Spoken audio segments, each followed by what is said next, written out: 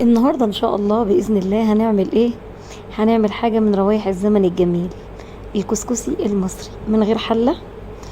حلة الكسكسي يعني، وكمان بطريقة سهلة ومبسطة جدا جدا جدا، فوق ما عقلكم ممكن يتخيلوا، وكمان من غير الغربال او الديارة بتاع الكسكسي.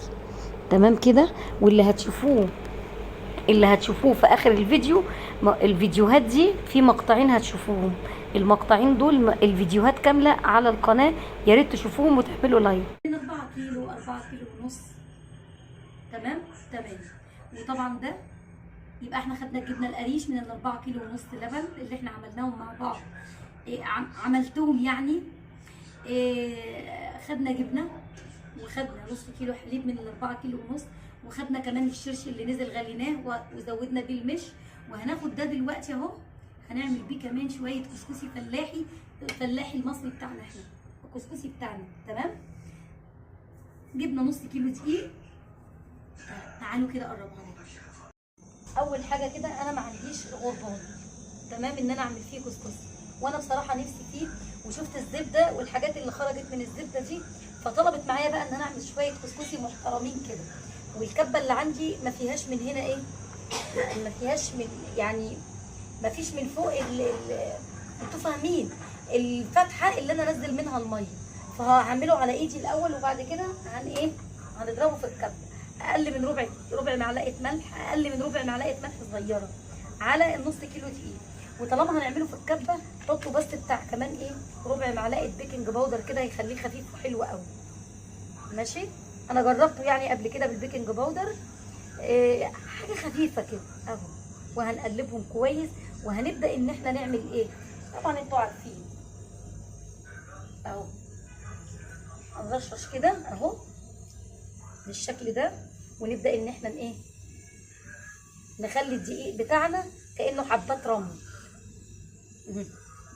يا جماعه، اللي عنده كبه مفتوحه من فوق زي ما قلت يقدر يرش الميه من فوق، هو في غنى عن اللي انا عملته ده، في غنى عن اللي انا يعني فاهمين، تبقى راحه ليكم انتوا. بس انا طبعا مع الكبه بتاعتي زي ما انتوا شايفين صغيره كده وما فيهاش فتحه من فوق، فالاول فرقته على ايدي كده بشويه الميه.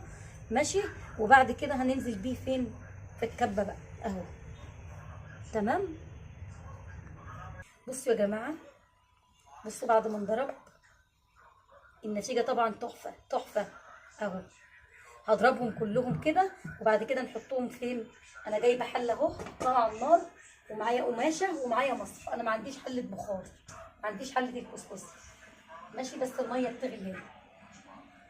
هنخلص هوريكم كله. بصراحه انا ما تعبتش في اي حاجه، هو بس عشان زي ما فهمتكم الكبه بتاعتي ازاي. بس بصراحه النتيجه حلوه. حلو.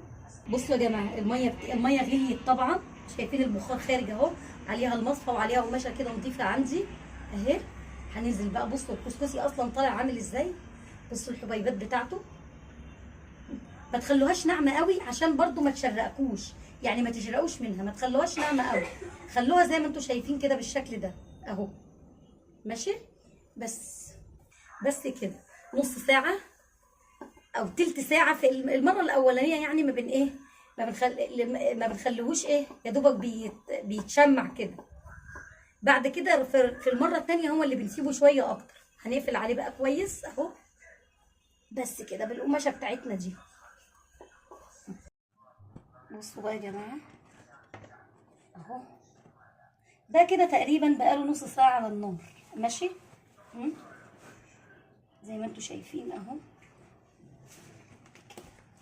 نبدا بقى بحاجه بقى، يعني بلاش بايدينا عشان بصوا اهو. هنفكك فيه كده، بس خلي بالكم عشان سخن مولع. خلي بالكم انا هعمله في الكبه تاني مره كمان في الكبه، قبل ما نحطه يستوي بقى، ياخد السوا بتاعه الكامل. اهو. انا بقى عايزه ارده بده. بصوا كلها زبده اصلا اهي، ده اللي خارج من من القشطه طبعا، لما كنا بنحولها لزبده يعني اهو. هنرشرش كده بايدنا ونشوف هياخد قد ايه. احنا مش عاملين كتير، ده هو نص كيلو دقيق او نص كيلو بشويه. بس هنعمل ايه بقى، بصوا اهو كده. بصوا كده يا جماعه، انا حطيت نص الكميه اللي معايا لان انا مش معايا كتير. بص، في ناس اللي هتحفظه في الفريزر لما هتعملي كميه كبيره بيردوه بميه عشان طعمه ما يغيرش يعني. كده كده ده نص كيلو بيتهيألي مش هياخد ايه، مش هياخد عندنا وقت، مع انه والله العظيم رمى معايا يعني شويه حلوين. بصوا بقى، انا مش هحطه كده، مش هحطه يستوي كده تاني. انا هجيب الكبه بتاعتي ماشي، وهرده فيها يعني ايه، هضربه مره كمان قبل ما اسويه بقى التسويه الاخيره.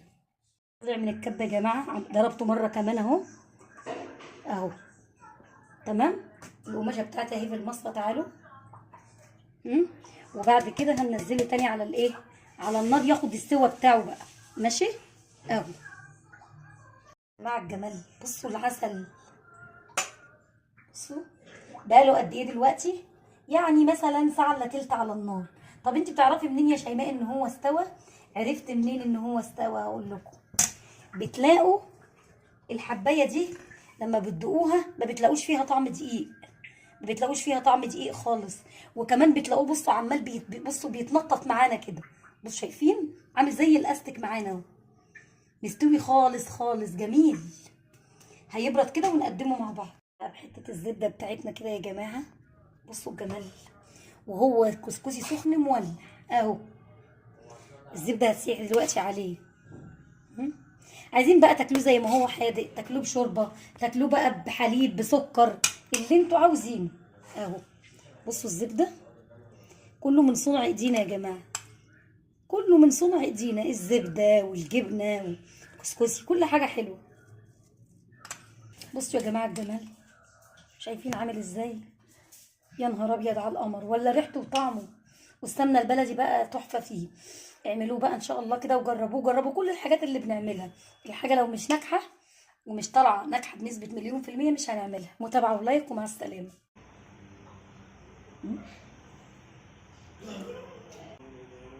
حاجه كده بسم الله ما شاء الله، الله اكبر على الجمال والحلاوه. قطع ما شاء الله عليه.